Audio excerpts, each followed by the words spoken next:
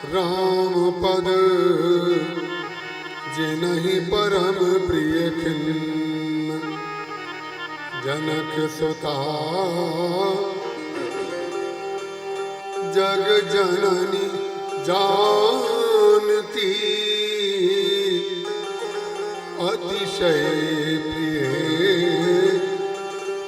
करुणा निधान की ताके युग पद कमल मनाबो जासु कृपा निर्मल मति पावो श्री गुरु चरण सरोज रज निज मन मुकुर सुधारि बरनौ रघुबर बिमल यश जोदायक फलचारि हृदय विराजत राम सिंह और दास हनुमान ऐसे श्री गुरुदेव को बारंबार प्रणाम। बोले श्यावर रामचंद्र भगवान की जय, उमापति महादेव की जय, पवन सुत हनुमान की जय, गुरुदेव भगवान की जय, गंगा मैया की जय, जय जय सीताराम।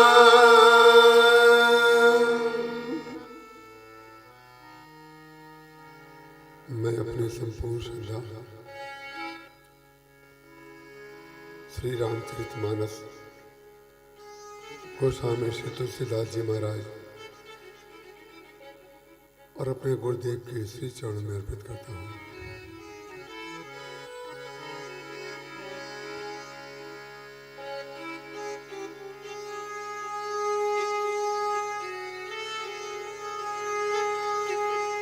सोनी समुझई जन मुदित मन मज्जहि अति अनुराग लहहि चारि फल अछत तनु साधु समाज प्रयाग सुनि समुझई जन मुदित मन मज्जहि अति अनुराग लहहि चारि फल अछत तनु साधु समाज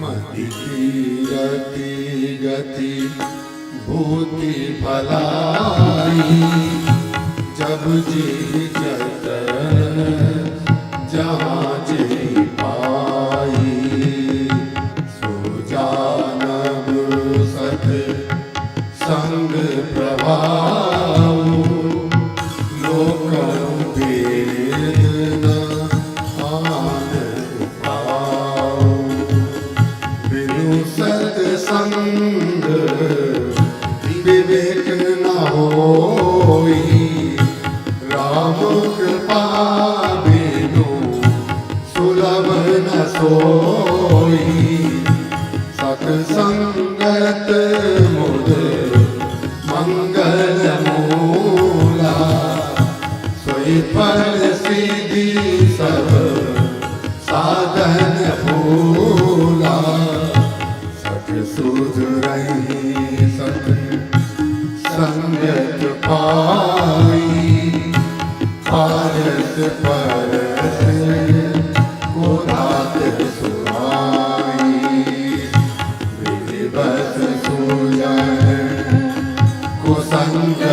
परई फनि मनि समोनि गुण अनुसरई विधि हरि हर कवि गोविंद वाणी कहत साधु मणि मास कुचानी सोमोसन कही जात न कैसे साक बनिक मणि गुण गण जैसे सोमोसन कही जात न कैसे साक बनिक मणि गुण गण जैसे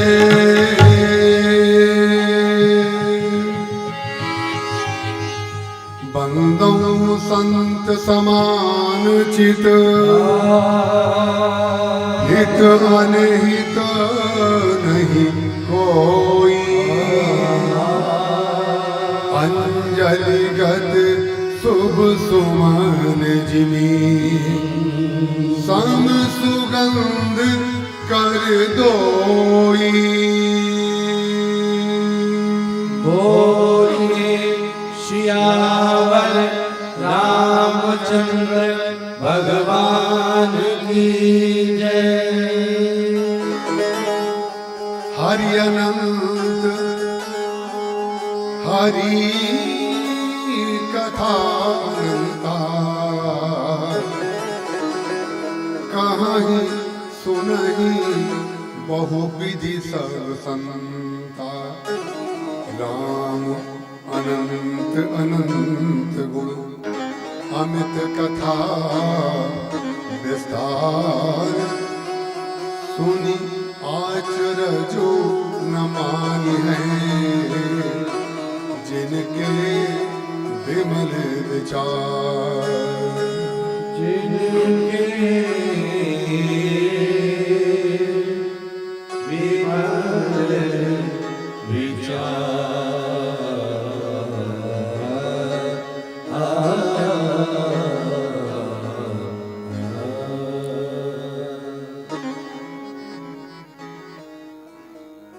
राम कथा रस के रसज्ञ पिपासु महानुभाव भक्तिमती बहनों, राम कथा की जिज्ञासा लेकर के जितने भी जिज्ञासु महानुभाव यहाँ पर पधारे हैं, हम सबके चरणों में प्रणाम करते हैं और आपकी द्वितीय संध्या में इस कथा में आपका स्वागत करते हैं। आज हमारे बीच आदरणीय श्री उमेश जी मिश्र सपरिवार पधारे हुए हैं। हम उनका बहुत बहुत अभिवादन करते हैं। आदरणीय विवेक जी मिश्र ने आपके बारे में बहुत कुछ हमें बताया, उसको अगर हम भी बताने लगे तो आपको भी संकोच होगा और उनको भी संकोच होगा। आदरणीय विष्णुजी त्रिपाठी आज अपने जो परिवार, हम उसको परिवार ही कहते हैं, जिसके साथ कार्य किया जाए वो परिवार होता है, अपने परिवार के साथ आए हुए हैं, जिसको भौतिक भाषा में दल बल कहते हैं। दल बल के साथ आए हुए हैं और वो इतने संकोची हैं कि हमने बहुत उनसे कहा कि आप सामने बैठिए, लेकिन वो कभी भी हमारी कथा में सामने नहीं आए। वो कहते हैं हमें पीछे बैठ करके आनंद आता है, आप सामने हमें बैठने का आग्रह मत करिए। तो आदरणीय विष्णु जी त्रिपाठी और उनके साथ जितने भी अलग अलग प्रांतों के और अलग अलग राजधानी के जो सज्जन आए हुए हैं, जो नई दुनिया और दैनिक जागरण को उनकी देखरेख में कार्य करते हैं, मैं उन सबका अभिवादन करता हूँ। आदरणीय श्री रवि जी तिवारी जी, आपका भी मैं बहुत अभिवादन करता हूँ। जितने सज्जन यहाँ पर पधारे हैं, सबके प्रति मेरी मंगल कामना। आइए अब हम आपको कथा में ले चलते हैं। कल आपके समक्ष संक्षेप में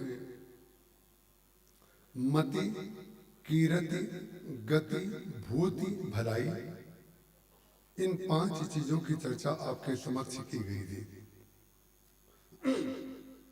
ये मति, कीरति, गति, भूति, भलाई जब जेहि जतन जहां जेहि पाई। गोस्वामी तुलसीदास जी महाराज कहते हैं, जब भी किसी ने इसको किसी यत्न पूर्वक पाया होगा तो यत्न तो केवल कहने में कहा जाएगा, लेकिन जब जेहि जतन जहां जेहि पाई।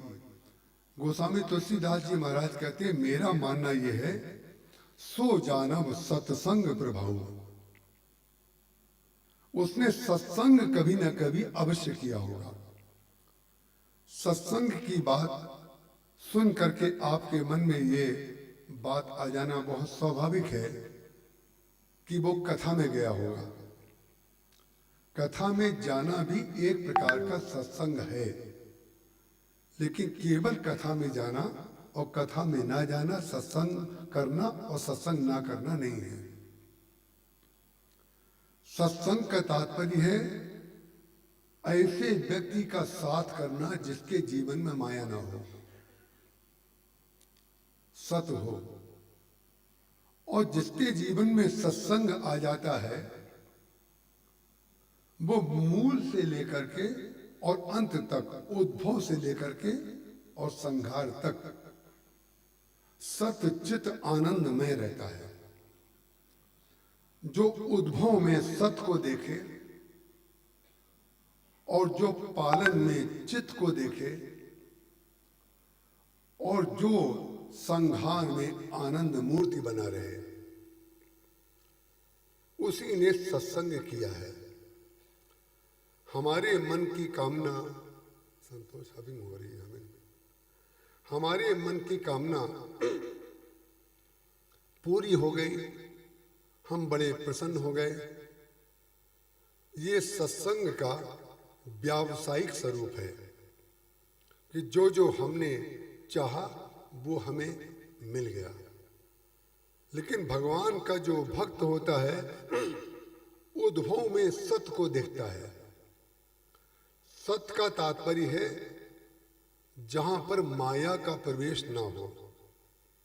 माने जो संसार की सृष्टि हुई है, हम और आप हैं, सब में सत स्वरूप ईश्वर विराजमान है। ये सत्संग का फल।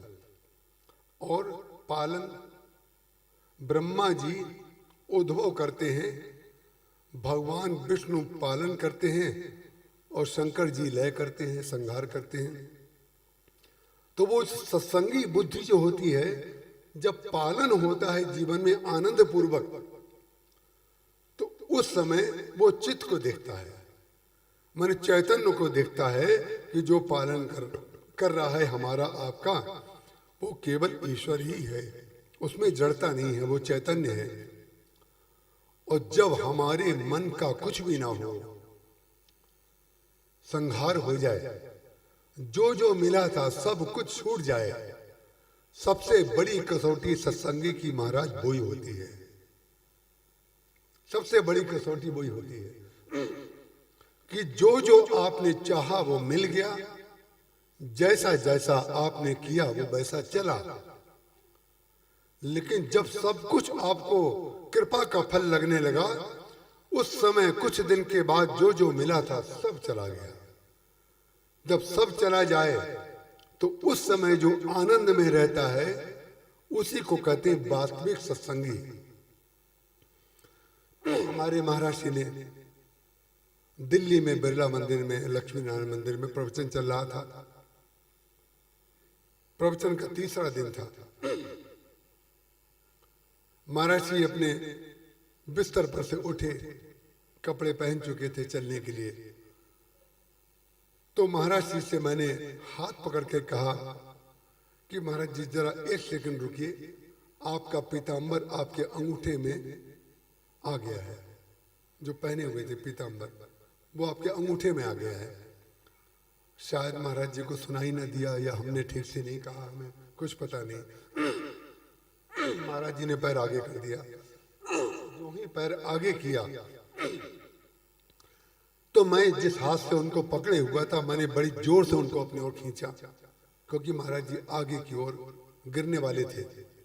तो वो आगे की ओर गिर न जाए तो मैंने अपनी ओर से खींचा, और जब मैंने खींचा तो महाराज जी की का जो वजन और मेरा जो ताकत दोनों मिलकर के हम दोनों के दोनों एक साथ पीछे गिर गए।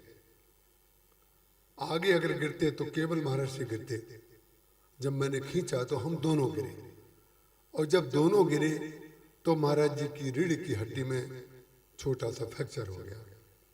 और रीढ़ की हड्डी का जो फ्रैक्चर होता है वो उसका दर्द केवल वो ही जानता है जिसको हुआ हो, और भगवान ना करे किसी को हो। लेकिन महाराज जी कभी किसी भी दर्द को बहुत जोर से परिलक्षित नहीं करते थे। महाराज जी ने कहा भाई अब कथा में तो चलनी है, अब तुम जो कर सको वो करो।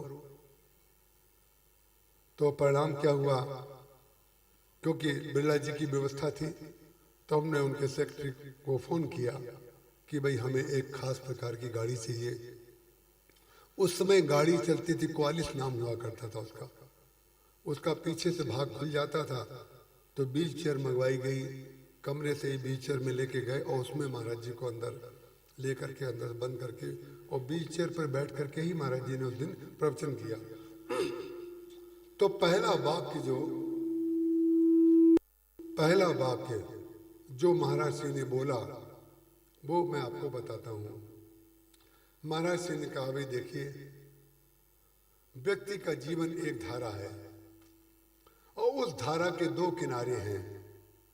एक किनारा है हरि इच्छा, और एक किनारा है हरि कृपा। जो कुछ आप चाहें, कम करो ना भाई, तुम्हें सुनाई नहीं दे रहा है क्या? जो आप चाहें वो सब का सब अनुकूल हो जाए, तब तो हरि कृपा।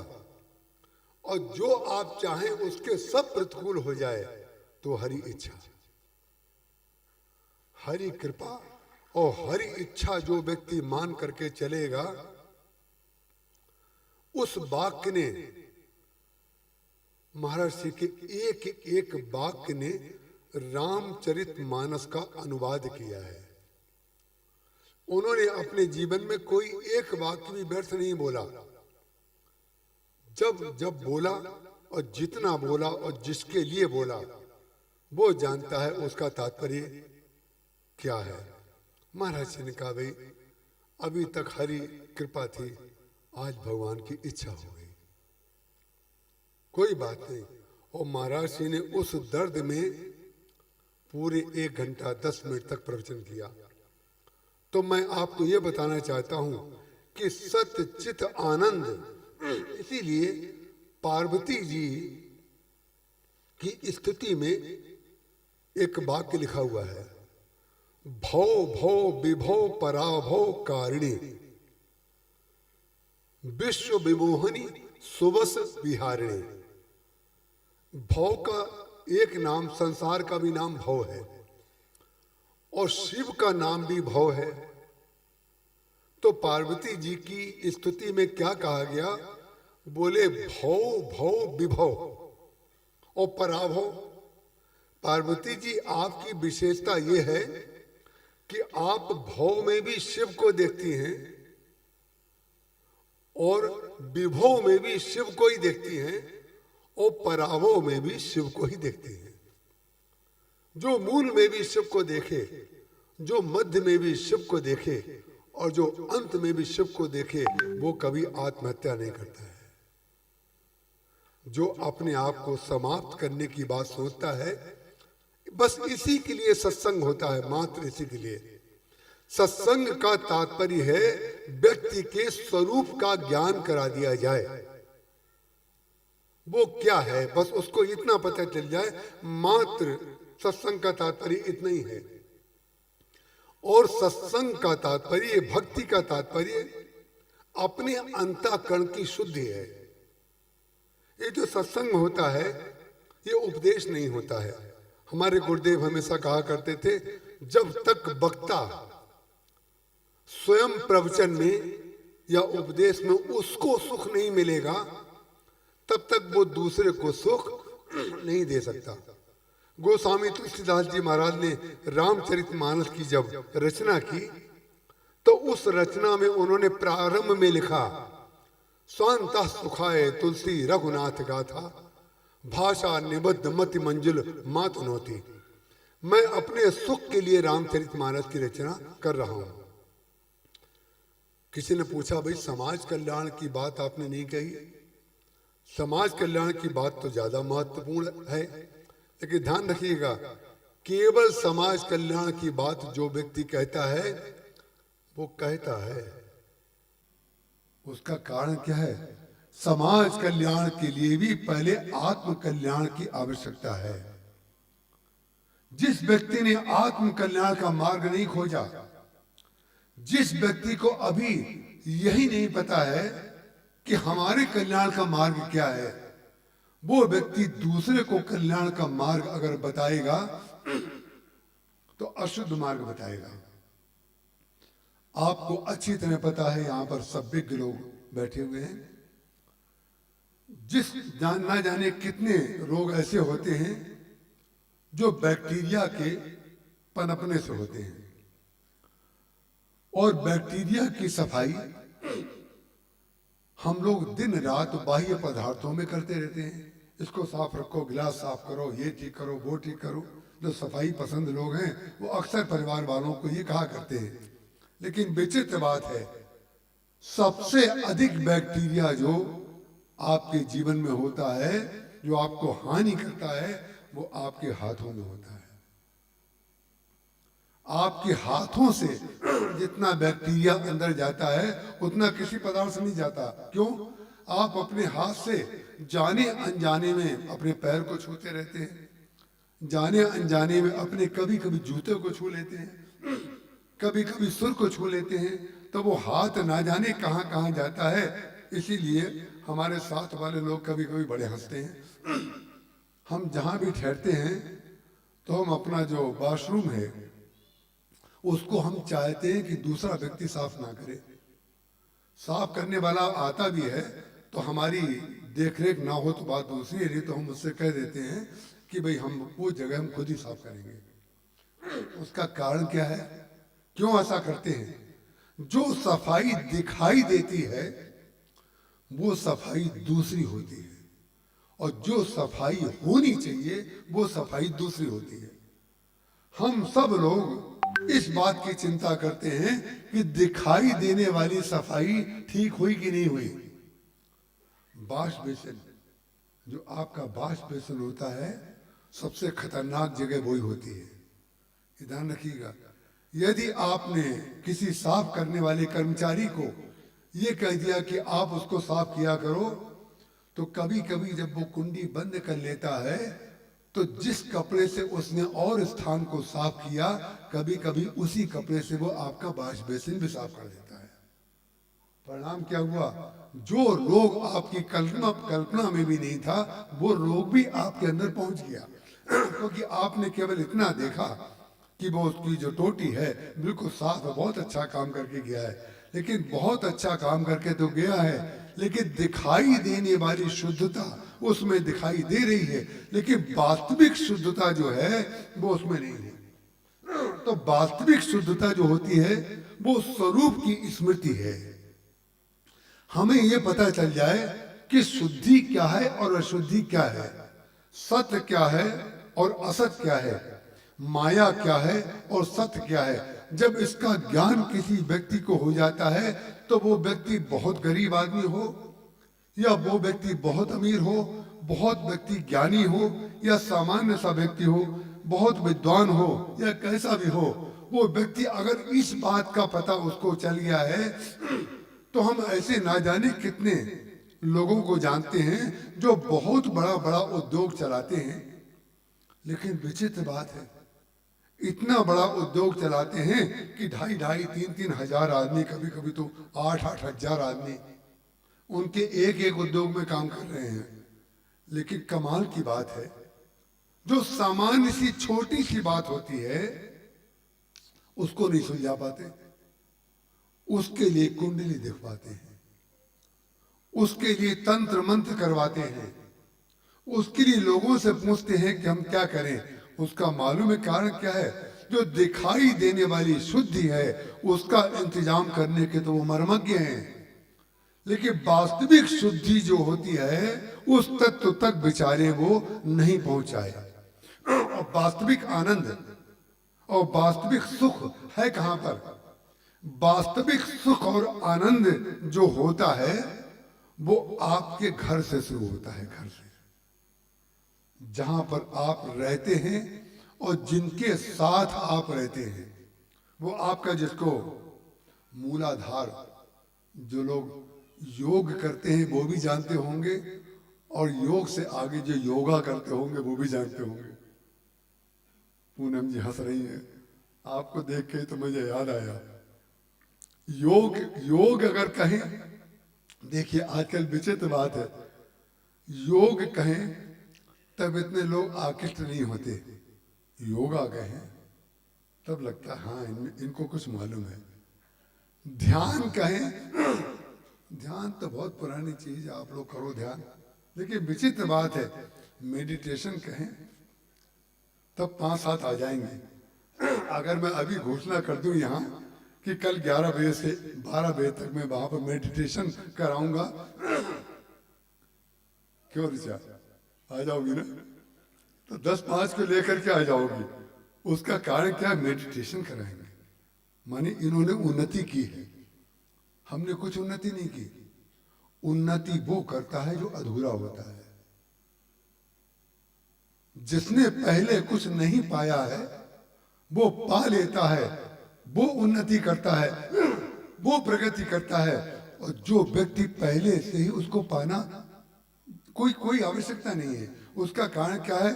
हमारे गुरुदेव ने क्या क्या बातें आपको मुझे सिखाई, मैं आपको बताता हूं।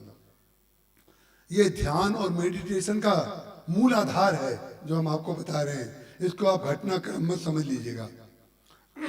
कानपुर में रानी घाट पर जब महाराज श्री रहते थे तो उस समय महाराज जी के कमरे में एक कर्मचारी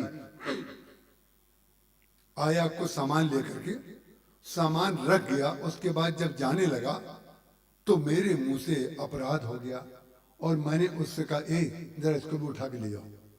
बस इतना मैंने कहा, ए जरा इसको भी उठा के ले जाओ। महाराज जी ने उसको तो जाने दिया, लेकिन मुझसे कहा इधर आइए। मैं पास में गया और जब महाराज जी ऐसे बुलाते थे तो हम लोगों को थर थर कांपी, पूर्ण नारी वाली स्थिति हो जाती थी कि ऐसे जब बुलाते थे और ऐसे जब करते थे। ये उंगली महाराज जी की निर्देशक उंगली थी। तो परिणाम क्या? उन्होंने कहा इधर आइए। मैं गया, बोले तुम उसका नाम नहीं जानते हो क्या? क्या नाम है उसका? हमने कहा सुभाष। तो बोले नाम से ना पुकार करके ए क्या होता है? ये क्या होता है? तुम इतने बड़े हो गए क्या कि तुम किसी को ए कहकर पुकार सकते हो? उसी दिन हमारा अहंकार गलित होकर के जमीन पर आ गया। और परिणाम क्या हुआ? उसके बाद जीवन में हमने किसी को ए कह करके नहीं पुकारा। और जब आप किसी को घर में ए कह करके नहीं पुकारेंगे और घर के लोगों से बहुत अच्छा व्यवहार करके आप कार्य के लिए जाएंगे तो परिणाम क्या होगा? आपको ध्यान करने की आवश्यकता ही नहीं पड़ेगी। उसका कारण क्या है?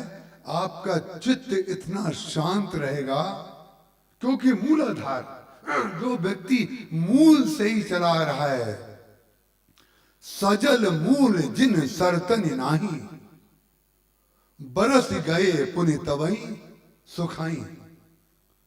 जिन नदियों का मूल समुद्र नहीं है वो नदी सूख जाती है। और बरसात में कभी कभी जो बरसाती नदी है उसमें पानी ज्यादा होता है और जो मूल नदी है कभी कभी ऐसा होता है उसमें पानी कम होता है। उसका कारण क्या है? जो बरसाती नदी है, तो बरसाती नदी जो है वो बरसात का पानी लेकर के आ रही है, लेकिन मूल से उसका संबंध नहीं है। मूलाधार से उसका कोई संबंध नहीं है, समुद्र से उसका कोई संबंध नहीं है। लेकिन समुद्र से जिसका संबंध होगा वो बरसाती नदी तो बरसात जाने के बाद सूख जाएगी। भक्ति भाव भादो नदी, ध्यान से सुनिएगा, भक्ति भाव भादो नदी सभी सवई चली घहराए। ये भक्ति भाव क्या है? बोले भादों की नदी है। ना जाने कितने लोगों के जीवन में भक्ति भाव भादों की नदी कितने होता है। भक्ति भाव भादो नदी सवई चली घहराए, लेकिन सरिता बही सराहिए जो जेठ मास ठहराए। जेठ मास का तात्पर्य क्या है? जो प्रतिकूलता में आस्था बनी रहे वही मूल से जुड़ी हुई है। जो मूल से जुड़ा है वो प्रतिकूल में वही भाषा बोलेगा जो उद्गम में बोला था और जो बीच में बोला था, पालन में बोला था। तो परिणाम क्या हो जाता है? पहले तो बहुत अच्छा था, आजकल तो कुछ घाटा चल रहा है, आजकल ठीक नहीं चल रहा है। हमारे महाराष्ट्र मिर्जापुर में बरेली में रहते थे, तो मिर्जापुर से नाव पार करके जाना पड़ता था। रात हो गई, ट्रेन लेट हो गई, तो महाराज जी एक पांडे जी क्या रुक गए। तो पांडे जी क्या रात को रुके, भोजन आदि किया। महाराज जी ने कहा, भाई पांडे जी नहीं है, उनकी 3 बहुएं थी। उन्होंने कहा, बाबूजी आते ही होंगे, कहीं गए हुए हैं। महाराज जी ने भोजन कर लिया, बातें कर रहे थे, तो बहुओं ने कहा, महाराज जी आपकी कृपा से इस बार बाबूजी को व्यापार में बहुत लाभ हुआ है। ईंट भट्टे का वो काम करते थे, ईंटें बनाते थे। पांडे जी तब तक आ गए, लेकिन पांडे जी के चेहरे पर, मुख पर कोई प्रसन्नता का भाव नहीं। तो महाराज जी ने कहा, जरा पूछे भाई पांडे जी क्या बात है, आपकी बहुएं कह रही हैं आपको इस बार बहुत लाभ हुआ है, लेकिन आपका चेहरा तो जरा सूजा हुआ है। सूजा हुआ का तात्पर्य कोई बीमारी नहीं थी। कुछ लोगों का चेहरा भगवान बनाते ही ऐसे हैं कि जब देखो तो सूजे हुए हैं। सूजी का हलवा खाए ना खाए लेकिन सूजे रहते हैं।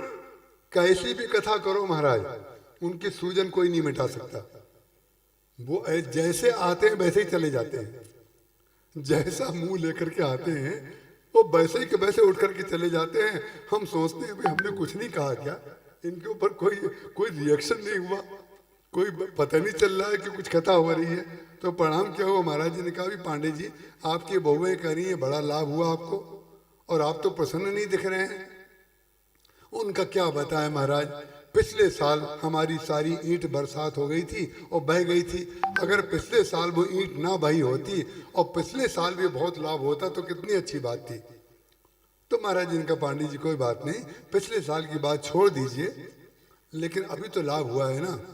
बोले पता नहीं अगले साल होगा कि नहीं होगा। देखिए सब हंस रहे हो, सब करते वही है। आदमी हंसता उसी बात पर है जो वो करता है। क्या पता अगले साल होगा कि नहीं होगा। महाराज जी का क्या पांडे जी बच्चों की तरह बात करते हैं, आगे होगा कि नहीं होगा। वर्तमान में तो हुआ ना। बोले क्या वर्तमान में हुआ, हमारे पड़ोसी को तो हमसे दुगना लाभ हो गया। महाराज जी का पास्ट टेंस, फ्यूचर टेंस और प्रेजेंट टेंस, ये तीनों भागों में टेंशन में ही रहेंगे। इनके भाग में टेंशन ही बजा है। उसका कारण क्या है? जो व्यक्ति मूल में ही सत्संगी नहीं है। हम ऐसे एक व्यक्ति को जानते हैं जो बहुत अच्छा व्यक्ति है, ऐसा नहीं है कोई कमी है उनमें, बहुत अच्छे व्यक्ति हैं, बहुत अच्छी उनकी पत्नी है, बहुत अच्छे बच्चे, बड़ा व्यापार उनका है। लेकिन कमाल की बात है अपने पुत्र से उनकी बिल्कुल नहीं बनती है और जबरदस्त लड़ाई है। इतनी तगड़ी लड़ाई है कि लड़का 10 रुपए देने को तैयार नहीं है। वो कहते हैं बेटा सब ले लो, हमें थोड़ा सा केवल दे दो, हम अपना एक फ्लैट लेकर के रह लें। लेकिन वो फ्लैट नहीं, उनको भोजन की भी अगर कहा जाए तो वो देने को तैयार नहीं। इतनी ज्यादा उनकी। उसका कारण क्या है मालूम है? एक ही कारण है। बहुत वर्ष पहले हमने उनको एक सुझाव दिया था, कम से कम 8 से 9 वर्ष पहले। अगर कहीं उन्होंने उस समय वो बात मान ली होती तो ये समस्या आती नहीं, क्योंकि तब तक वो समस्या बड़ी नहीं हुई थी। जो लोग छोटी छोटी समस्या का समाधान नहीं करते हैं वो लोग बड़ी बड़ी समस्या में ग्रस्त हो जाते हैं। पहले छोटी समस्या जहां आए पहले उसका निवारण करिए, फिर आगे बढ़िए। बड़ी समस्या से आप जूझना सीख जाएंगे। ये तो छोटी है, इसको कर लेंगे, बाद में कर लेंगे, कल आके कर लेंगे, दूसरी मीटिंग में कर लेंगे। हमारे पास दूसरी मीटिंग कुछ नहीं होती।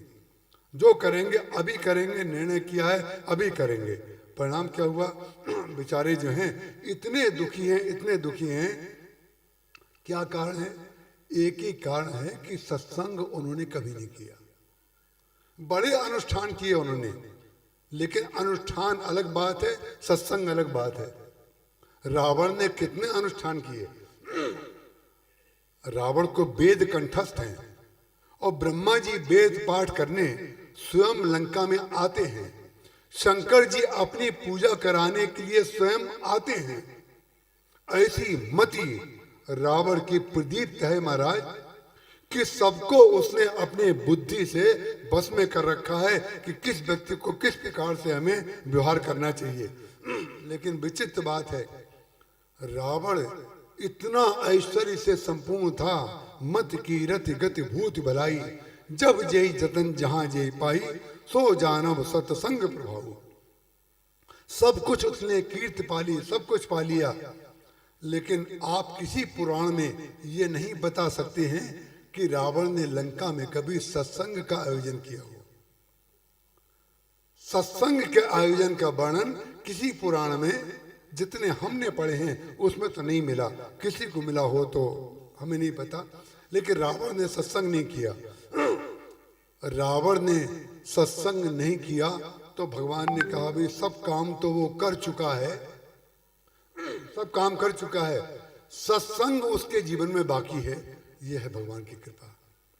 तो भगवान ने हनुमान जी को भेज दिया, जाओ उसको सत्संग थोड़ा बता करके आओ, कुछ करा करके आओ। और हनुमान जी उसके पास गए और उसने उनको दुष्ट कहा। जब अच्छी बात भी बुरी लगने लगे तो समझ लीजिए अब सर्वनाश का समय आ गया। पहले जान तो लो कि हनुमान जी क्यों अरे हनुमान जी कुछ ले रहे थे क्या? हनुमान जी ने तो मार्ग में सोने का पर्वत आया तो हनुमान जी ने सोने के पर्वत को भी नहीं लिया। हनुमान ते परसा कर पुण्य कीने प्रणाम, राम काजु कीने बिना मोहि कहाँ विश्राम। हनुमान जी को कुछ नहीं चाहिए। भगवान राम ने एक क्षण भी लंका का राज्य जीतने के पश्चात विभीषण जी ने बहुत अनुनय विनय की, प्रणाम किया भगवान के चरणों में और कहा कि कृपा करके थोड़ी अपनी थकान मिटा लीजिए और लंका में चले चलिए। भगवान ने तुरंत कह दिया कि तुम जो कह रहे हो, देखिए भाषा कैसी है। आप लंका से चले तो वही भाषा बोल करके चलिए, और अयोध्या से जब चले तो वही भाषा बोल करके आइए। जब मूल से जुड़ा रहेगा तो आपका सारा जीवन जो है राममय हो जाएगा। भगवान ने विभीषण से कहा, तोर का कोस गृह मोर सब, सत्य वचन तुम तात।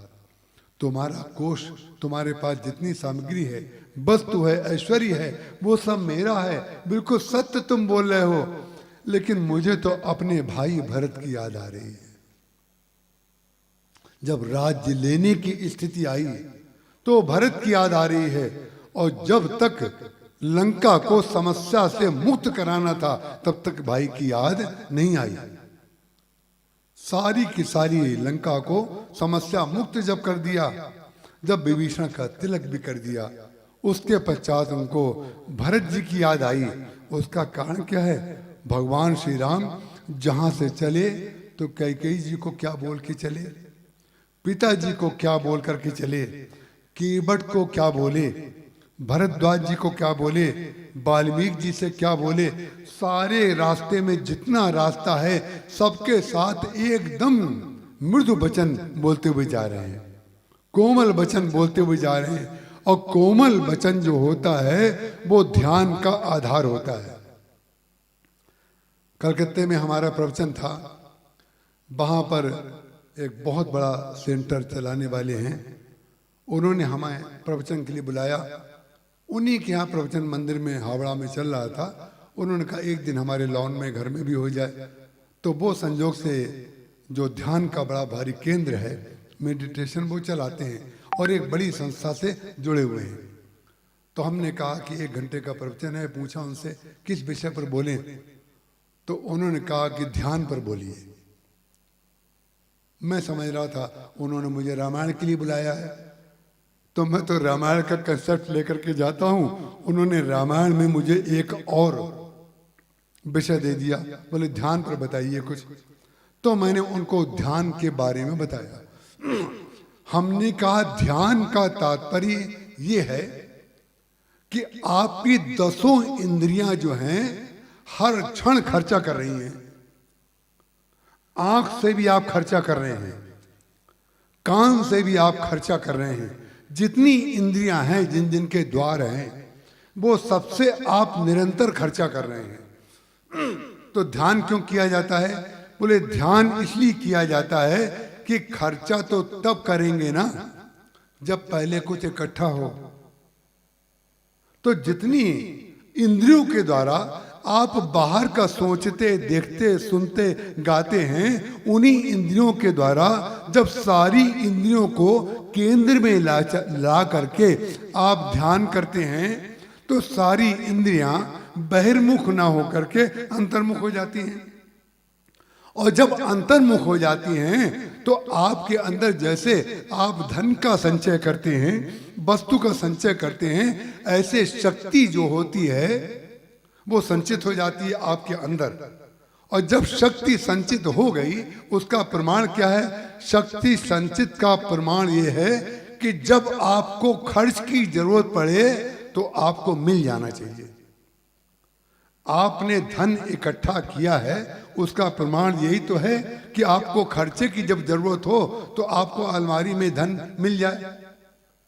कुछ लोगों का स्टोर जो होता है, देखिए आपका ड्राइंग रूम आपके जीवन का प्रमाण नहीं हो सकता है, आपका बेडरूम भी आपके जीवन का प्रमाण नहीं हो सकता है, क्योंकि ये सब चीजें तो आप दूसरों को दिखाने के लिए, हम दूसरों को दिखाने के लिए करते ही हैं। हमारे जीवन का प्रमाण मालूम है घर का कौन सा कक्ष है? हमारा जो स्टोर है, स्टोर जिसमें सारा सामान ला ला करके हम इकट्ठा डंप करते रहते हैं जा करके। जिस व्यक्ति के घर में स्टोर बिल्कुल ठीक है, उससे मालूम है आप एक वस्तु मांगेंगे, वो सीधे जाएगा उठा के आपको लाके दे देगा, और या फिर ये कह देगा हमारे पास ये वस्तु नहीं है। और जो व्यक्ति खोजने के लिए जाए और 15 मिनट के बाद आए कि जब वो लड़का आता होगा उससे पूछ के बताऊंगा या बताऊंगी कि कहाँ रखा है, समझ लीजिए गए। अब ये गए, उसका कारण क्या है? जिसको अपने घर का स्टोर का ही पता नहीं है, वो व्यवहार क्या चलाएगा? वो दूसरों को आदेश क्या देगा? वो किस प्रकार से कमांड देगा? किस प्रकार से काम कराएगा? देखिए, जिसकी टेबल पर एक भी कागज नहीं होता है, केवल एक कलम होती है, वो सबसे बड़ा अधिकारी होता है। और जिसकी टेबल पर 50 फाइलें होती हैं, वो क्लर्क होता है। जिन जिन लोगों ने अपने जीवन को बहुत विस्तार दे रखा है, बहुत लादे लादे घूम रहे हैं, हमें ये करना है, हमें ये करना है, ये करना है, इसका तात्पर्य क्लर्क है। और जो व्यक्ति अपने जीवन को बिल्कुल साफ रखता है, उसे मालूम है जो बड़ा अधिकारी होता है उसकी विशेषता ये नहीं है कि वो सब काम कर लेता है, उसकी विशेषता ये होती है वो सब काम करा लेता है। जो व्यक्ति सब काम करा लेता है वही व्यक्ति अधिकारी होता है। तो वो कौन होता है? सारी शक्ति को संचित करके अपनी नाभि में, अपने उदर में ला करके जमा कर लेता है। और जब जहां पर जितनी आवश्यकता होती है उतना खर्च करता है और बाकी बचा लेता है। तो जब आपके अंदर वो शक्ति भरी, आपने ध्यान किया और जहां ध्यान करने के बाद उठे, अब प्रमाण देखिए, आपने ध्यान किया है कि नहीं, आपने मेडिटेशन ठीक से किया है कि नहीं, उसका प्रमाण ये नहीं है कि आधे घंटे कैसे बैठे रहे, 45 मिनट आप किस मुद्रा में बैठे रहे। अरे ये तो कोई भी बैठ के दिखा देगा। 45 मिनट के बाद जो आपकी चाय आई और गलती से पत्नी शक्कर डालना भूल गई, तो जो खौखे आते हैं, पंजा मारते हैं, वो पंजा जो व्यक्ति नहीं मार रहा है उसने ध्यान किया है। ध्यान रखिएगा, जो व्यक्ति पंजे मार रहा है वो ध्यान सिखा रहा है, वो ध्यान कर नहीं रहा है। ध्यान सिखाना, ध्यान की क्लास लेना अलग बात है, और ध्यान को जीवन में क्लास लेना, अपने जीवन में क्लास लेके देखिए जरा, तो आपको पता चले। इसलिए हमारे पिताजी कहा करते थे, याद आ गई, आमदनी कम और खर्चा ज्यादा, ये लक्षण मिट जाने के, और ताकत कम गुस्सा ज्यादा, ये लक्षण पिट जाने के। पहली बार याद आई मुझे ये बात, बचपन से शायद उन्होंने जब सुनाई होगी, संस्कार में, यही संस्कार है महाराज। इस संस्कार में जो जो माता पिता और गुरु डाल देते हैं, ये संस्कार, ये उनकी भेंट है, ये उनकी गिफ्ट है महाराज।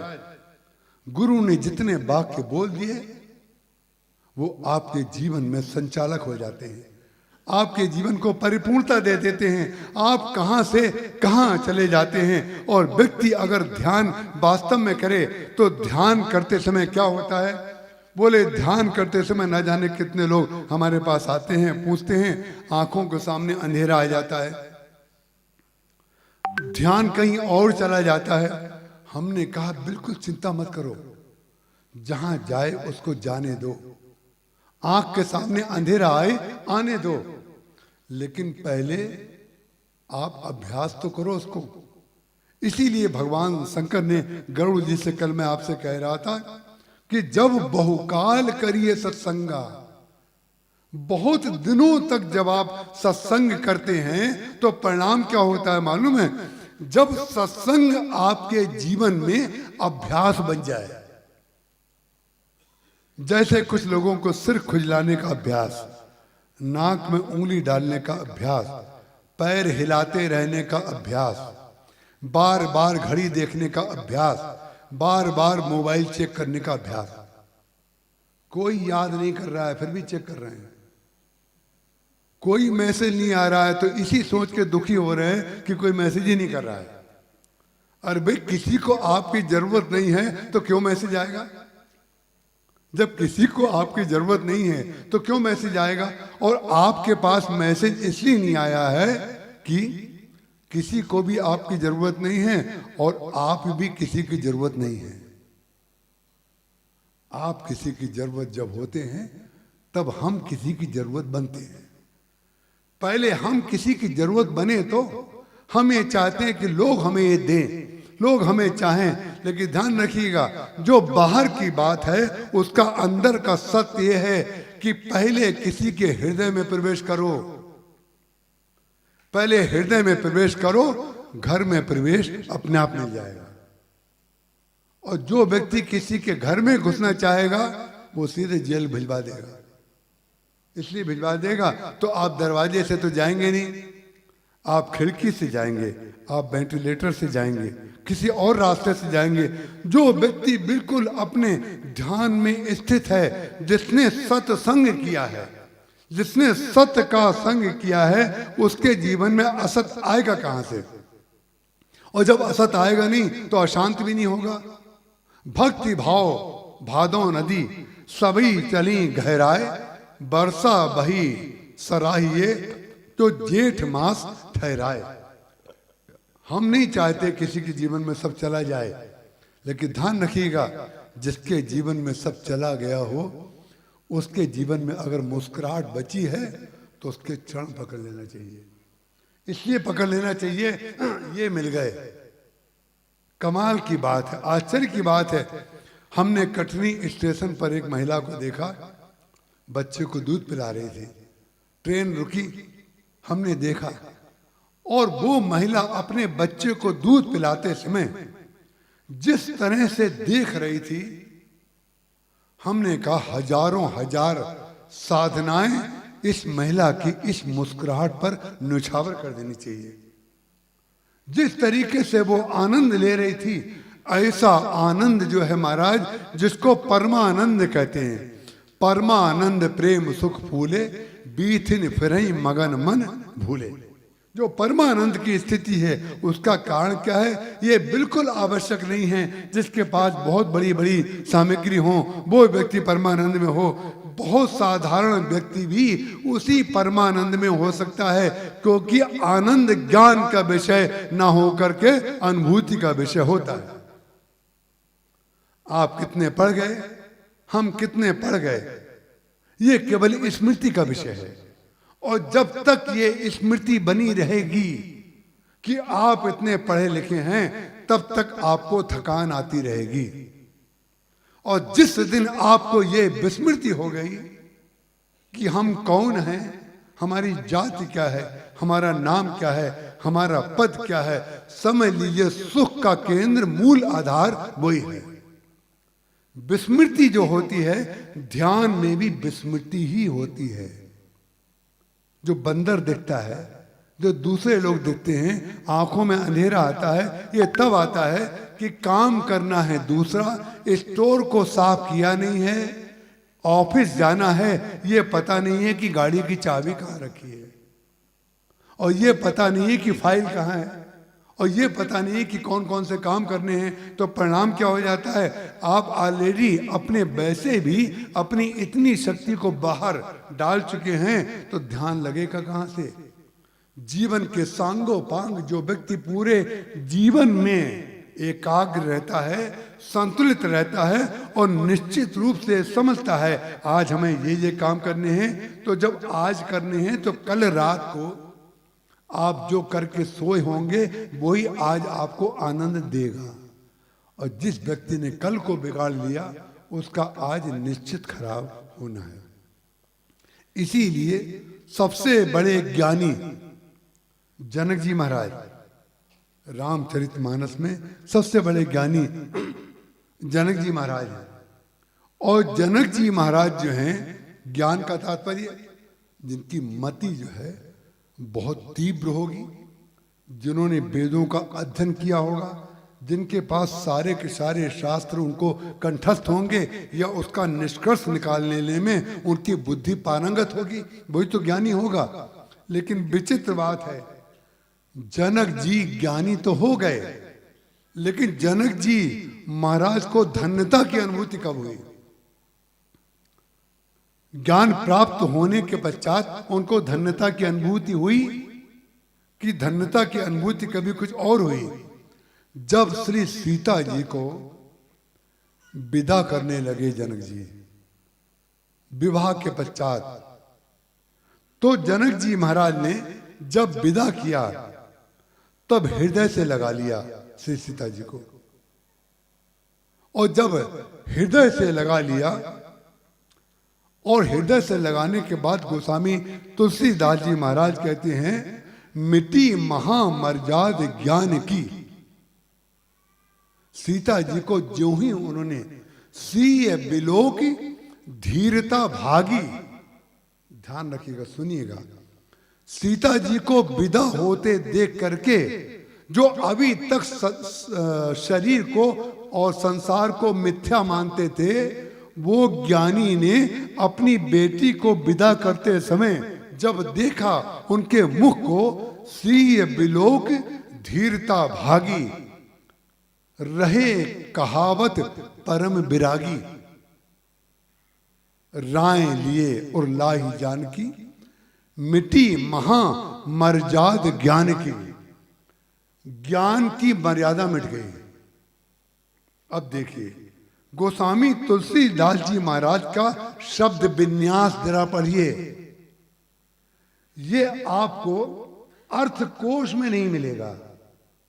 जितनी पुस्तकें हैं खोल डालिए कोश की, अगर किसी कोश में इसका अर्थ ये मिल जाए, मिटी महा मर्याद ज्ञान की, बोले ज्ञान की मर्यादा मिट गई। ज्ञान की मर्यादा मिट नहीं गई, ज्ञान की मर्यादा रह गई। ज्ञान की मर्यादा अगर जनक जी की मिट गई होती तो गोस्वामी तुलसीदास जी महाराज ये कभी नहीं लिखते कि ज्ञान की मर्यादा जनक जी ने मिटा दी। बोले नहीं, बोले ज्ञान की मर्यादा यही है कि जिसके जीवन में भक्ति का परिपाक हो जाए, ये ज्ञान की मर्यादा है। और भक्ति की मर्यादा क्या है? बोले भक्ति की मर्यादा ये है कि जिसके जीवन में तत्व ज्ञान आ जाए। जिस भक्त के जीवन में तत्व ज्ञान आ जाता है उसकी भक्ति पक गई, और जिसके जीवन में भक्ति आ जाती है उसका ज्ञान पक गया। उसका कारण क्या है? संसार के जितने भी बड़े से बड़े वेदांती और ज्ञानी होंगे, किसी की मृत्यु के ऊपर कोई ना रोए, हम ये बात मान सकते हैं। कोई ज्ञानी होगा, कोई तत्वज्ञ होगा, शरीर को मिथ्या मान करके ज्ञान में स्थित हो जाएगा और ये मान लेगा शरीर की यही स्थिति होती है। लेकिन अपनी बेटी को विदा करते समय कोई पिता रोया ना हो, ऐसा कोई ज्ञानी पिता हमने नहीं देखा है आज तक। आपने देखा हो तो देखा हो, कोई पिता ऐसा ज्ञानी हमने आज तक नहीं देखा जो अपनी बेटी को विदा करते समय हृदय से लगा करके फूट फूट के ना रोया हो। मालूम है, ये उसकी मर्यादा ज्ञान की चली नहीं जाती है, ये उसके ज्ञान का परिपाक है। परिपाक जब तक ज्ञान का परिपाक अपनी भक्ति में विलीन होकर के नहीं होगा तब तक ज्ञान ठूठ रह जाएगा। ठूठ, ठूठ किसको कहते हैं? जिसमें पत्ते नहीं हैं। जिस पेड़ में पत्ते नहीं हैं, जिस पेड़ में छाया नहीं है, जिसमें सुगंध नहीं है, जिसमें फल नहीं है, जिसमें कोई पुष्प नहीं है, उसको क्या कहते हैं? ठूठ है। ये सूख गया है पेड़। तो ना जाने कितने ज्ञानी ऐसे होते हैं जिनमें कोई शाखा ही नहीं निकली है। ज्ञान में शाखा निकलना आवश्यक है। और ज्ञान की शाखाएं क्या हैं? ज्ञान की शाखाएं भक्ति है। भक्ति, जब व्यक्ति ज्ञानी होता है तो भक्ति की शाखाओं के कल्ले उसके अंदर से फूटते हैं। और जब भक्ति के कल्ले फूटते हैं तो उसमें कहीं सुगंध आती है, कहीं छाया होती है, किसी फल में मिठास होती है, कहीं सौंदर्य होता है। तो ज्ञानी के अंदर जैसा सौंदर्य होता है, जैसी मिठास और पुष्प होती, लेकिन कल्ले निकालने पड़ेंगे। आपके अंदर शाखाएं जरूर निकलेंगी। और जो शाखाएं हैं, हमारे कई बार लोग कहते हैं हिंदुओं के धर्मों के लिए क्या कहा जाए। ये एक बार यही निर्णय नहीं कर पाते हैं कि रामनवमी किस दिन है। कोई कहता है परसों रामनवमी थी, कोई कहता आज रामनवमी है, और कोई कहता कल रामनवमी है, कोई कहता परसों जन्माष्टमी थी, कोई कहता आज, कोई कहता है कल होगी। हमारे महाराज जी बड़ी विनोद में कहते थे, अरे भाई आप लोग 3 दिन में घबरा जाते हैं, हम तो कहते हैं रोज रामनवमी हो तो बहुत आनंद है। देखिए विनोद में भी कितनी बड़ी बात कह दी गई। रोज रामनवमी का मतलब क्या है? रोज आपके हृदय में भगवान जन्म लें, तब कितना आनंद है। आप घबरा जाते हैं। ये 3 दिन और 2 दिन रामनवमी से घबराने वाले मालूम है कौन से लोग होते हैं? भक्ति भाव भादौ नदी सबई चली घहराए। सभी भक्ति भाव का तात्पर्य क्या हुआ? माला सजाएंगे, ये करेंगे, पन्नी लगाएंगे, बल्ब लगाएंगे, ये सब किया। अब आज भी करें, कल भी करना है। बस बजट तो है केवल इतना। सबसे कम बजट, बुरा मत मानिएगा, सबसे कम बजट भगवान का होता है। पूजा की सुपारी चाहिए कि खाने के लिए चाहिए, ये दुकानदार पूछता है। भगवान को जो भोग लगाया जाता है उसकी खोए की गुल्ली बनाते हैं, गुल्ली, छोटी छोटी गुल्ली। हमने कहा इतनी छोटी छोटी गुल्ली क्यों दे रही है भोग लगाने के लिए? ताकि आपके ठाकुर जी को खाने में सुविधा हो। खुद तो खाएंगे गुलाब जामुन और हमारे ठाकुर जी को खिलाएंगी गुल्लियां। उसका कारण क्या है? ये वही लोग घबराते हैं 3 दिन की रामनवमी और जन्माष्टमी से जिनको याद रहता है कि जन्माष्टमी एक दिन होनी चाहिए, रामनवमी एक दिन होना चाहिए, पूजा का उत्साह एक दिन होना चाहिए, बाकी दिन तो संसार को हमें विस्तार देना है। और जो व्यक्ति दिन रात भगवान में डूबा हुआ है, जिसकी मति जो है, मति रामई सो गति रामई सो, रति राम सो रामई को बल है। गोस्वामी तुलसीदास जी महाराज कहते हैं कि मति की परिभाषा क्या है? बोले सिय राम स्वरूप अगाध अनूप, बिलोचन मीनन को जल है, श्रुति राम कथा मुख राम को नाम, ये पुण्य रामई को थल है। मति रामई सो गति रामई सो, रति राम सो रामई को बल है। अरे भाई सबकी ना कहे, तुलसी के मते इतनो जग जीवन को फल है। हम सबकी बात तो नहीं कहते, लेकिन हम ये अपने लिए ये जानते हैं, सबकी न कहे तुलसी के मते इतनो जग जीवन को फल है। जिसकी मति भगवान को स्वीकार कर ले वो ही मति है, बाकी सब कुमति है। जिसकी मति भगवान को स्वीकार कर ले बस वही मति है, और बाकी तो सब कुमति है। काई कुमति कैकई केरी, कुमति कैकेयी की कुमति को किसने खराब किया? अच्छी खासी उनकी सुमति थी, सुमति को कुमति बनाया किसने? किसने बनाया? मंथरा ने बनाया। और मंथरा ने क्या ऐसा कुछ कर दिया जो नहीं था उसको पैदा कर दिया? नहीं, ऐसा नहीं था। जो था उसको जगा दिया। जो था, बरसात में जहां पर कुछ पौधे निकलते हैं अपने आप, वो क्या बरसात में कोई बीज की बरसात होती है क्या कि बीज बरसते हैं और कच्ची जमीन में से पौधे निकल आते हैं? बोले नहीं। जिस जमीन में पहले से संस्कार के रूप में, जिस चित्त में स्वार्थ के संस्कार पहले से रहते हैं, तो सत्संग की जगह जब वो व्यक्ति कुसंग करता है तो वो व्यक्ति एक वाक्य ऐसा बोल देता है कि आपका कुसंग का पौधा खट से निकल आता है बाहर। तो कैकेयी नरेश ने जो दशरथ जी से अनुबंध किया था कि आपको हमारी बेटी कैकेयी बहुत पसंद है, हम उसका विवाह कर देंगे, तब तक दशरथ जी क्या कोई संतान नहीं थी। उन्होंने कहा आपको एक वचन देना पड़ेगा कि जो हमारी पुत्री के गर्भ से जो आपके यहाँ संतान उत्पन्न होगी, जो पुत्र उत्पन्न होगा, अयोध्या का राज्य आप उसी को देंगे। दशरथ जी महाराज बड़े सरल स्वभाव के थे, बड़े सहज थे। आप रामचरितमानस को पढ़ लीजिए। उन्होंने स्वीकार कर लिया, लेकिन दशरथ जी महाराज ने, उनकी मति ने जो स्वीकार किया वो कैकेयी जी को तो स्वीकार कर लिया, लेकिन ये पता नहीं था कि प्रेम में जब अनुबंध कोई करता है तो वो अनुबंध का परिणाम बहुत खराब होता है। वहीं पर उनकी मति जो है बेचारों की फिसल गई। ना जाने कितने लोग अपनी पसंद को इतना महत्व दे देते हैं कि उन्हें पता नहीं होता। जब कैकेयी नरेश ने ये कहा कि हमारी पुत्री के गर्भ से जो बच्चा पैदा होगा उसको आप राजा बनाएंगे, उन्होंने स्वीकार कर लिया।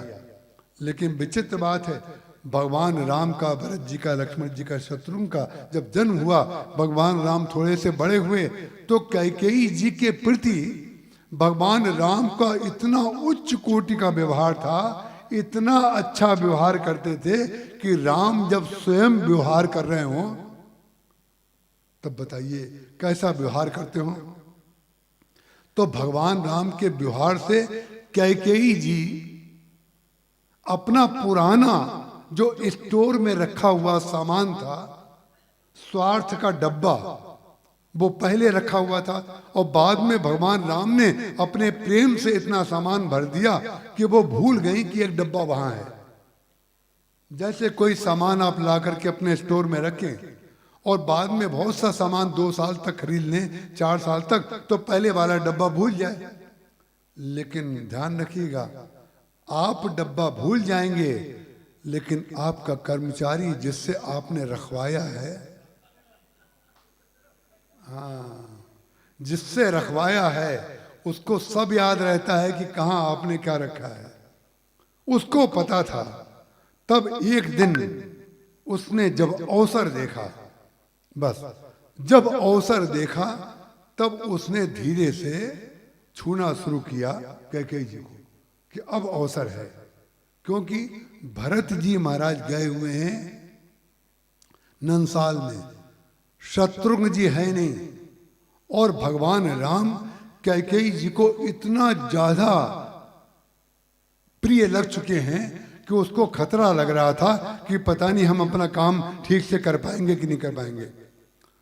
तब उसने कहना शुरू किया कि श्री आपको सबसे ज्यादा प्रेम कौन करता है। देखिए, हम बच्चों से कितनी बुरी बात पूछते हैं। आपको पता है, आप अपने बच्चों से 80% प्रश्न गलत करते हैं, क्योंकि उस बच्चे के चित्त में वो बात चली जाती है। आप घर के लोगों में से ये पूछते हैं, तुम्हें ये बताओ, तुम्हें पूरे घर में सबसे अच्छा कौन लगता है, ये बात पूछते हैं कि नहीं? तो परिणाम क्या हो जाता है? जो सबसे ज्यादा टॉफी खिलाता होगा उसका नाम ले लेगा। आप अगर ये प्रश्न ना करें, उसको बार बार ये बताएं, बेटा ये तेरे चाचा हैं, ये तेरे बाबा हैं, ये तेरी नानी हैं, ये तेरी मौसी हैं, ये तेरी बुआ हैं, सब देखो कितने अच्छे हैं, सब तुमसे बहुत प्यार करते हैं। बार बार आप उसके संस्कार में अगर आप ये डाल दें कि सब लोग तुमसे बहुत प्रेम करते हैं, तो वो ये भूल जाएगा। परिणाम क्या हुआ? उसने मंथरा जानती थी कि इनके अंदर एक डब्बा ऐसा रखा हुआ है कि उसी को हम निकाल के बस कर दें बाहर। वो जो अनुबंध था प्रेम का, वो जानती थी कि इनके अंदर दिखाई दे रही हैं बहुत अच्छी, लेकिन इनके अंदर क्या क्या भरा है। उसने कहा, आपको सबसे ज्यादा कौन प्रेम करता है? बस जब सबसे ज्यादा कौन प्रेम करता है, तो जो सबसे ज्यादा प्रेम करता था उसी का नाम उन्होंने ले लिया। भगवान राम सबसे ज्यादा प्रेम करते थे, और भगवान राम जब प्रेम करते थे तो दूसरे भाई भगवान राम के प्रति समर्पित थे। भरत जी महाराज श्री राम को समर्पित, लक्ष्मण जी महाराज श्री राम को समर्पित, शत्रुघ्न जी श्री राम को समर्पित। इसलिए कैकेयी जी का दूसरे बच्चे ध्यान नहीं रखते थे। जब भैया राम ध्यान रख रहे हैं तो हमें क्या करने की आवश्यकता है? दृष्टिकोण कितना ऊंचा था। लेकिन वो कर्मचारी के रूप में जो आई हुई थी मंथरा, वो सब बहुत ध्यान से देख रही थी। बहुत वर्षों तक शांत रही, कुछ नहीं बोली। बहुत वर्षों तक मेडिटेशन कर रही थी, ठीक है ना? बहुत दिन तक मेडिटेशन कर रही थी, शांत रही। और जब शांति का एक लखनऊ में बहन जी थी, महाराज जी को उन्होंने सुनाया कि एक मौनी बाबा ने 3 साल के बाद अपना मौन तोड़ा। 3 साल के बाद अपना मौन तोड़ा, और मौन तोड़ने के बाद पहला शब्द वो क्या बोली? बोले, इस साल शहर में अकाल पड़ेगा। तो महाराज जी ने कहा, इससे अच्छा तो थोड़ी देर और मौन रह जाते। मौन तोड़ने के बाद पहला शब्द यही बोलना है, इस बार देश में अकाल पड़ेगा, तो भाड़ में गया आपका मौन। इतने दिन की साधना के बाद आपको यही ब्लंडर करना था कि लोगों को यह बताना था, अरे भाई, जब हमारी साधना के बाद, हमारी मेडिटेशन, हमारे ध्यान के बाद हम जो कार्य करते हैं उसका परिणाम जीवन में और घर में क्या होता है। कितने बड़े ध्यान योगी हैं, कितना बड़ा हम ध्यान सिखाते हैं। सबसे पहली बात यह है कि हमारे आसपास रहने वाले हमसे प्रसन्न हैं कि नहीं। हमारे आसपास वाले अगर प्रसन्न, आपने देखा होगा भगवान के जितने भगवान के चित्र आपने कैलेंडरों में देखे होंगे, तो प्रभा मंडल, उनके सिर के पीछे प्रभा मंडल बनाया जाता है। प्रभा मंडल का तात्पर्य क्या है? जहां पर उनका मुख होता है, उनके चारों ओर जो है वो प्रकाश होता है। माने चारों ओर 10 दिशाओं में वो प्रकाशित करते हैं दिशाओं को, वो अंधेरा नहीं फैलाते हैं। इसलिए उसने कहा, सबसे ज्यादा प्रेम कौन करता है? उन्होंने कहा, राम हमसे बहुत प्रेम करते हैं। कौशल्या सम सब मैं तारी, रामई सहज सुभाए प्यारी। विचित्र बात है कौशल्या, कौशल्या सम सब मैं तारी, रामई सहज सुभाए प्यारी।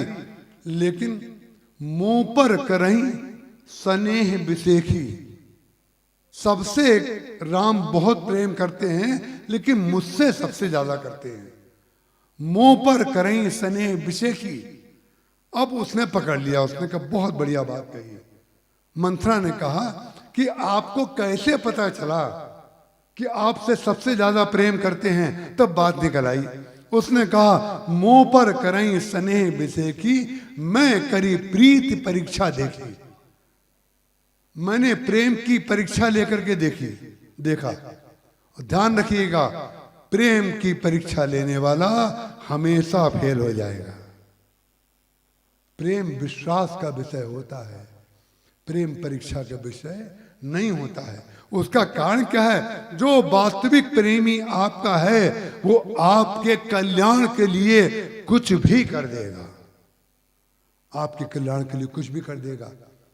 भगवान श्री राम जब चित्रकूट में कोल भील इतना प्रेम से बात करते थे भगवान से, वेद बचन मुनि मन अगम ते प्रभु करुणा ऐन, बचन किरातन के सुनत जिम पितु बालक बैन। बोले वेद बचन मुनि मन अगम, वेदों के लिए जो अगम है लेकिन वो कोल भीलों के लिए सुगम हो जाते हैं। अगम स्वरूप उनका वेद कहते हैं लेकिन सुगम स्वरूप उनका चित्रकूट में दिखाई दिया। जब ऋषि मुनि मिले तो ऋषि मुनियों ने भगवान राम से कहा हम आपको आलिंगन करना चाहते हैं। आलिंगन करने की बात पर लोगों को दुख दुख होने लगेगी, लेकिन दुख दुख मालूम है किनको होगी? जो संसारी होंगे उनको दुख दुख होगी। जो शरीर से ऊपर उठा हुआ है वो शरीर से ऊपर उठे हुए की भाषा और भाव को जानता है, भाषा और भाव को जानता है। भगवान राम ने ये कहा उनसे कि आलिंगन तो संभव नहीं है। उन्होंने कहा क्यों? बोले इस समय हमारा जो अवतार हुआ है वो मर्यादा पुरुषोत्तम है। हम राम मर्यादा पुरुषोत्तम के रूप में अवतरित हुए हैं, लेकिन आपके मन में मेरे प्रति श्रृंगार भाव उदित हो गया है। ध्यान रखिएगा, ये श्रृंगार भाव को भगवान के प्रति शरीर के श्रृंगार के रूप में मत समझ लीजिएगा। भगवान के प्रति जो श्रृंगार भाव होता है वो अद्वितीय श्रृंगार भाव होता है, उसमें शरीर कभी स्पर्श नहीं होता है। ये शरीरवादियों की भाषा है, शरीर और श्रृंगार भगवान के संदर्भ में नहीं है। ये मति जब स्वीकार कर ले, जो भगवान की लीला को, भगवान के कार्यों को, भगवान के आचरण को जो मति स्वीकार कर लेती है वही मति सुमति होती है। जब भगवान राम छोटे बालक हैं तो रूप रास नृप अजर बिहारी, गोस्वामी तुलसीदास जी महाराज कह रहे हैं, कृपा करके सावधानी से सुनिएगा। रूप राशि, इतनी रूप की राशि है, जहां जहां रूप संसार में है सबकी निधि भगवान है। जैसे जहां जहां प्रकाश है उसका केंद्र सूर्य है, ऐसे ही जहां जहां कोई वैशिष्ट विशेषता है वो उसका केंद्र मात्र भगवान राम है। तो रूप राशि लिख दिया गया। तो जब भगवान छोटे छोटे थे, आपने सुना होगा वो ठुमक चलत रामचंद्र बाजत पैजनिया। तो भगवान राम जब छोटे छोटे पांव से चल करके अपना प्रतिबिंब देखने के लिए उस खंबे के पास जाते थे जहां दशरथ जी के महल में करोड़ों मणियां लगी हुई हैं, बड़े बहुमूल्य खंबे हैं। उन मणियों में भगवान को अपना प्रतिबिंब दिखाई दे रहा है। मर्यादा पुरुषोत्तम को अपना प्रतिबिंब मणियों में दिखाई दे रहा है। खूब ध्यान से सुनिएगा, क्योंकि जरा सा भी ध्यान हट गया तो अगले 4-5 मिनट में आने वाली बात को आप नहीं समझ पाएंगे। मर्यादा पुरुषोत्तम को अपना प्रतिबिंब मणियों में दिखाई दे रहा है। रूप रास निप अजर बिहारी, नाचही निज प्रतिबिंब निहारी। जो नाच रहे हैं वो अपने निजत्व को देख के ही नाच रहे हैं। भगवान जब नाचेंगे तो अपने निजत्व को ही तो देखेंगे। जितना संसार में जहां भी सौंदर्य है वो अपना सौंदर्य जब वहां पर दिखाई दिया तो वो नाचने लगे। रूप रास निप्र अजर बिहारी नाचै निज प्रतिबिंब निहारी। हम अभी हरपालपुर में थे। हमारा जो कमरा बनाया गया छतरपुर में थे। छतरपुर से थोड़ी दूर पर एक गांव है, वहां पर रामायण का पाठ हुआ था। हमारे रहने के लिए बेचारों ने बड़ी चेष्टा की, 2-3 कमरे बनवा दिए। तो लेकिन कारीगर लोगों ने कुछ ऐसा कर दिया कि नीचे 3 शीशे लगा दिए जो मुंह देखने वाले, डार्क थे थोड़े। तो हम किवाड़ जब बंद हवन करके जब बाहर से अंदर आए तो 3 चिड़ियां मोटी मोटी बहुत बड़ी बड़ी आई और अपनी चोंच जो है उस शीशे पे मारने लगी, क्योंकि उनको अपना चेहरा उसमें दिखाई दे रहा था। वो चिड़ियां जिस तरह से चोंच मार रही थी उस तरह से अनुभूति हो रही थी, पता चल रहा था कि वो द्वेष निकाल रही हैं अपने प्रतिबिंब से। संसारी व्यक्ति अपने प्रतिबिंब से द्वेष निकालता है, भगवान अपने प्रतिबिंब को देख करके नाचते हैं। उसका कारण क्या है? संसारी अपना प्रतिबिंब अपने रूप में बाहर देखता है, उसके अंदर राग द्वेष भरा हुआ है, तो वो प्रतिबिंब में भी राग द्वेष ही देखता है, इसलिए वो लड़ाई करना चाहता है। और सामने वाले में भी वही वृत्ति देखता है। वही चिड़ियां कर रही थी। और भगवान राम रूप रास नृप अजर बिहारी नाचाई निज प्रतिबिंब निहारी। अपने निजत्व को वो प्रतिबिंब में देख रहे हैं और नृत्य कर रहे हैं। अब जब रूप रास नृप अजर बिहारी नाचाई निज प्रतिबिंब निहारी, तो जितने मर्यादा पुरुषोत्तम वाले लोग हैं वो भगवान कृष्ण जो गोपियों के साथ नृत्य करते हैं तो वो बड़े बड़े आर्टिकल लिखते हैं। कम से कम थोड़ा कागज तो भरें। बुद्धिजीवी मालूम है किसको कहते हैं? जो विवाद पैदा करे वो बुद्धिजीवी। जो विवाद पैदा ना करे, जो संवाद करे, वो उसको बुद्धिजीवी लोग नहीं कहते। इन्होंने कोई नई बात कही, ये अच्छे लेखक हैं। जो किसी ने नहीं लिखा वो इनने लिख के दिखाया। जो किसी ने नहीं बोला इन्होंने बोल के दिखाया। जिसने जो किसी ने नहीं सोचा इन्होंने सोच करके दिखाया, भाड़ सोचा। उसका कारण क्या है? मूल मालूम है क्या है? मूल और मौलिक क्या है? मौलिक विचारधारा क्या है? मौलिक विचारधारा हमारे गुरुदेव पूज्य श्री राम किंकर जी महाराज को सारे लोग जहां जहां प्रवचन होता था लोग कहते थे आपकी मौलिक विचारधारा है, आपका मौलिक चिंतन है। लेकिन राम किंकर जी ने एक बार भी अपने मुख से नहीं कहा, चाहे किताबें पढ़ लीजिए चाहे कैसेट से सुन लीजिए, कि उन्होंने कहा हो कि मेरे विचार मौलिक हैं। क्यों नहीं कहा? उनका तात्पर्य ये था कि मौलिक केवल वही है जो आपको मूल से जोड़ा रहे। बस जो मूल से जोड़ा रहेगा। सजल मूल जिन सर तनि नाही बरस गए पुनि तबई सुखाई। जिसकी मति हमेशा मूल में लगी रहती है तो उसका मूल का प्रतिबिंब भी जो होता है, मूल की जो धारा होती है, मूल की जो किरणें जो होती हैं वो मूल ही होती हैं, मूल ही होती हैं। तो यहां पर जितने भी भगवान श्री राम नाचे निज प्रतिबिंब निहारी, लेकिन भगवान कृष्ण ने जब गोपिकाओं के साथ नृत्य किया तो जितने मर्यादा पुरुषोत्तम हैं ये मेढकों कितने उछलते हैं। ये मेढक कहते हैं हम इन लोगों को।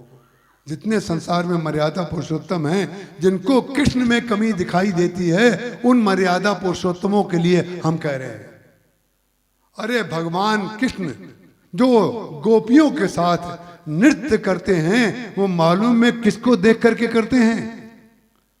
बोले मर्यादा में रूप में मणियों में अपना प्रतिबिंब देख रहे थे। श्रृंगार में रूप में वही जो दृश्य है, वही जो रूप है उनको गोपियों में दिखाई दिया।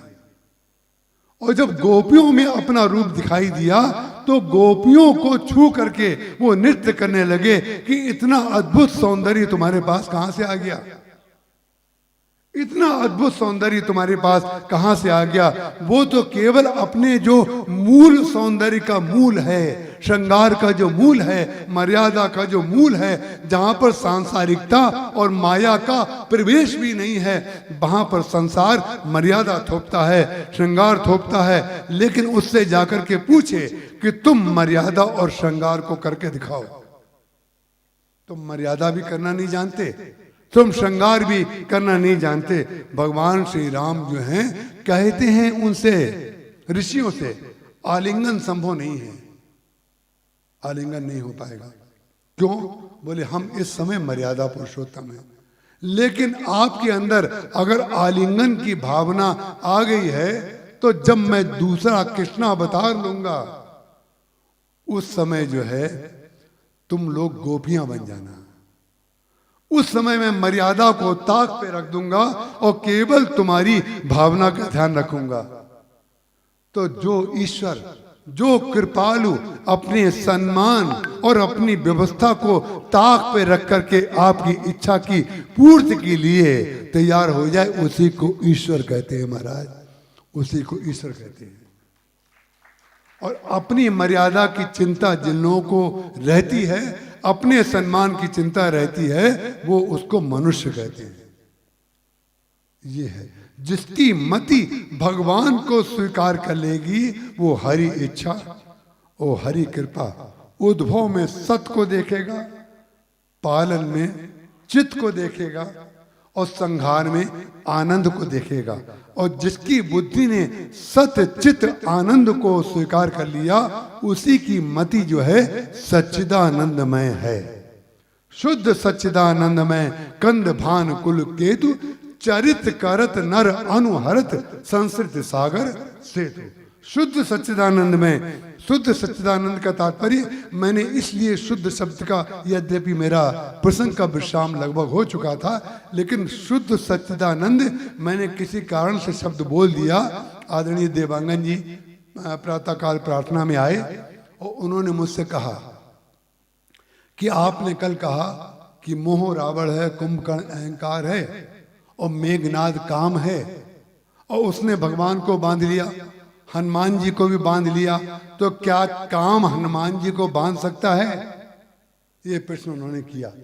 तो शुद्ध सच्चिदानंद में शब्द की व्याख्या के द्वारा मैं इस बात को 1-2 मिनट के अंदर आपको समझा देता हूं। हनुमान जी महाराज को उसने बांध नहीं लिया, बंध गए। देखिए कैसे कैसे सत्संगी बैठे हैं दिव्य। हम आपको जिन्होंने कहा प्रणाम करते हैं, कितना बढ़िया उत्तर दिया।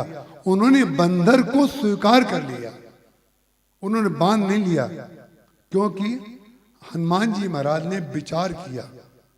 ब्रह्म अस्त्र ते सांधा, ध्यान से सुनिएगा, ब्रह्म अस्त्र ते सांधा, कपि मन कीन विचार, जो न ब्रह्म सर मानो महिमा मिटे अपार।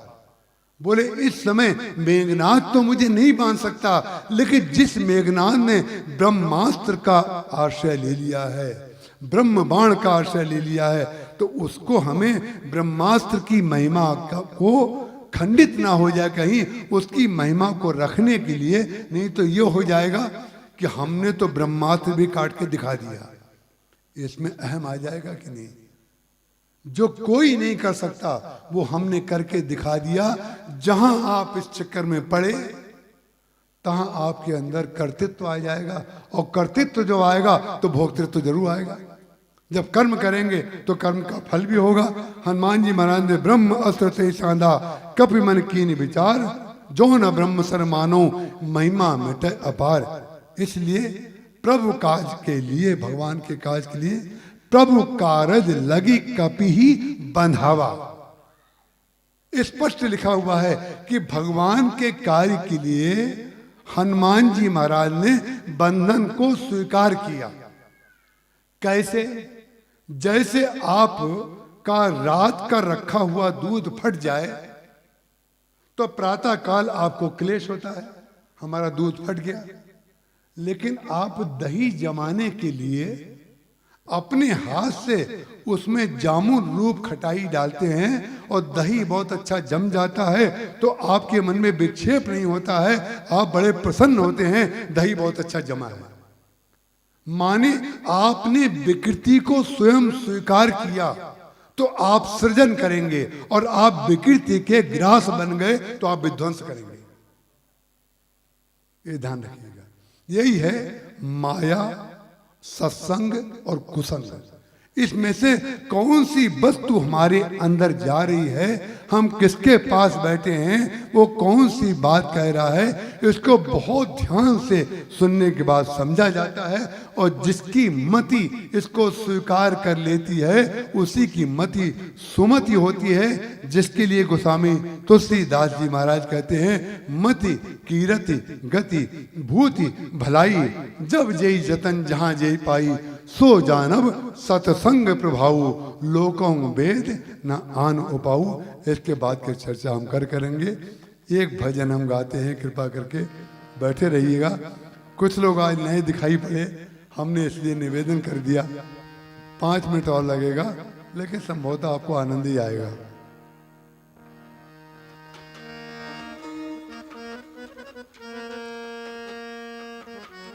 सियावर सियावर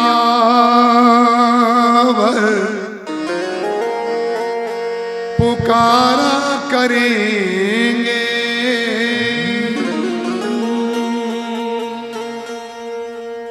मिथिला अवध में गुजारा करेंगे, मिथिला अवध में गुजारा करेंगे। सियावर सियावर पुकारा करेंगे, मिथिला अवध में गुजारा करेंगे। सियावर सियावर पुकारा करेंगे, मिथिला अवध में गुजारा करेंगे। सियावर सियावर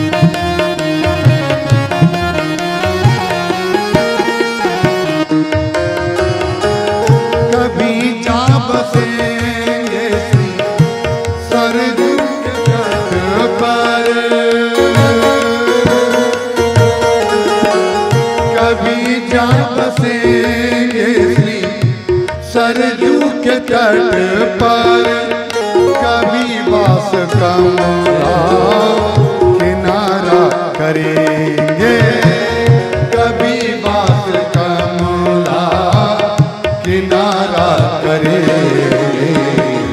सियावर सियावर सियावर सियावर पुकारा करेंगे, मिथिला अवध में गुजारा करेंगे। सियावर सियावर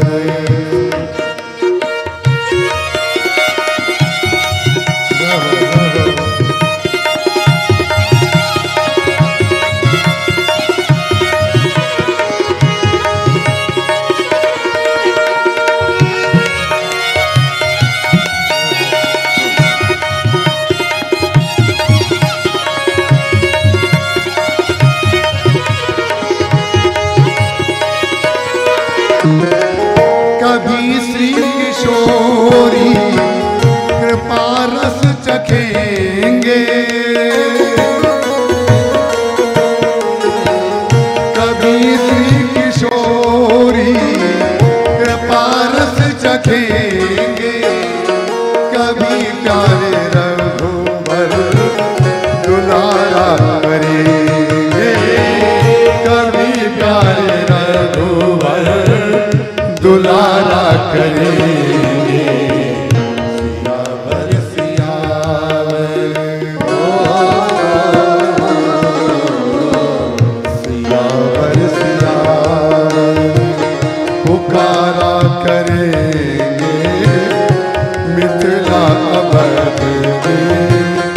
गुजारा करेंगे सियावर सियावर।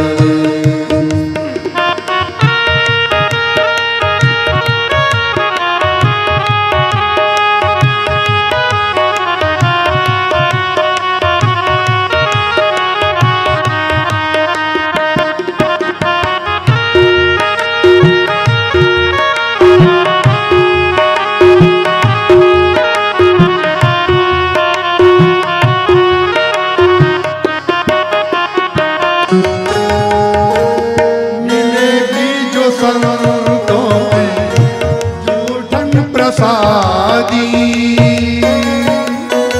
तो डॉक्टर साहब 26 वर्ष तक जूठन खाई कि नहीं?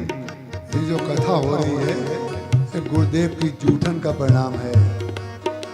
जो जूठन इस मुंह में चली गई तो राम कथा ही नहीं। मिलेगी जो संतों की जूठन प्रसादी वही जीव का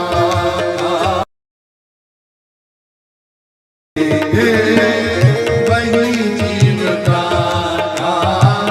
सहारा करेंगे सियावर सियावर। सियावर सियावर पुकारा करेंगे मिथिला अवध में गुजारा करेंगे सियावर सियावर पुकारा करेंगे मिथिला अवध में गुजारा करेंगे सियावर सियावर।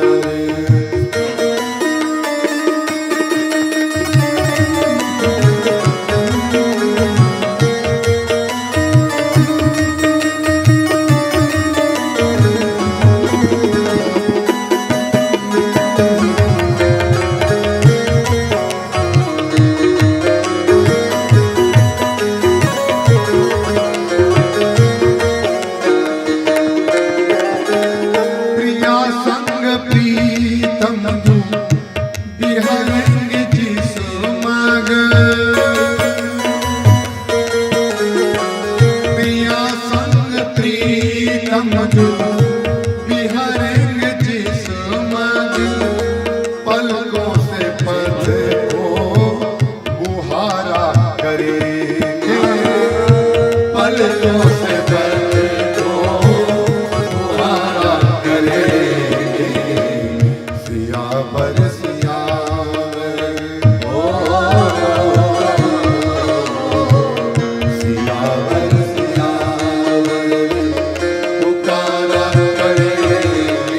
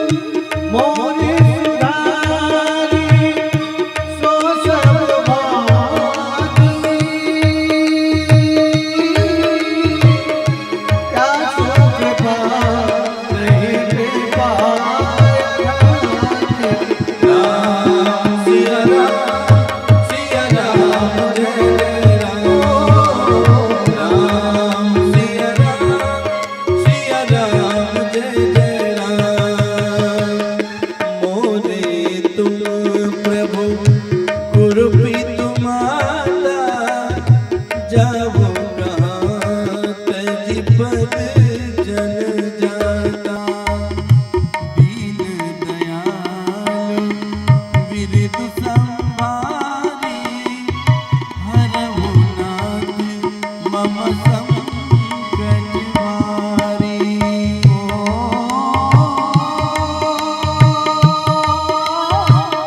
जय जय जय पर सत्य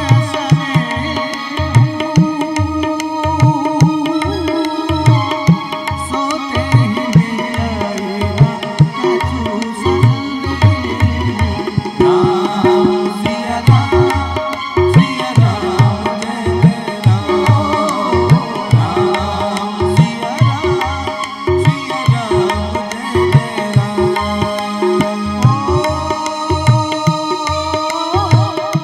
मोरे तुम प्रभु गुरु माता जाऊं कहाँ तजी पद राम सिया राम जय जय राम। राम सिया राम जय राम।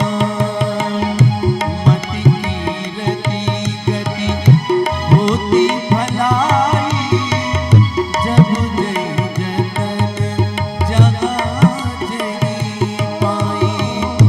सो जानब सत संग प्रभाव लोक वेद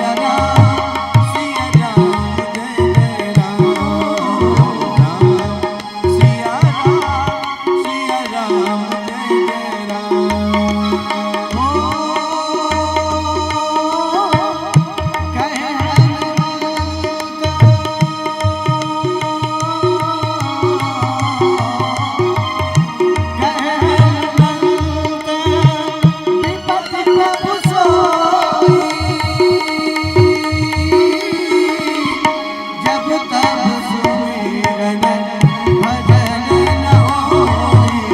राम सिया राम जय जय राम। राम सिया राम जय जय राम। सुमिरि पवन सुत पावन नामो अपने बस करि राखे वो राम। महावीर बिन वौ हनुमाना राम जसु जस आप बखाना।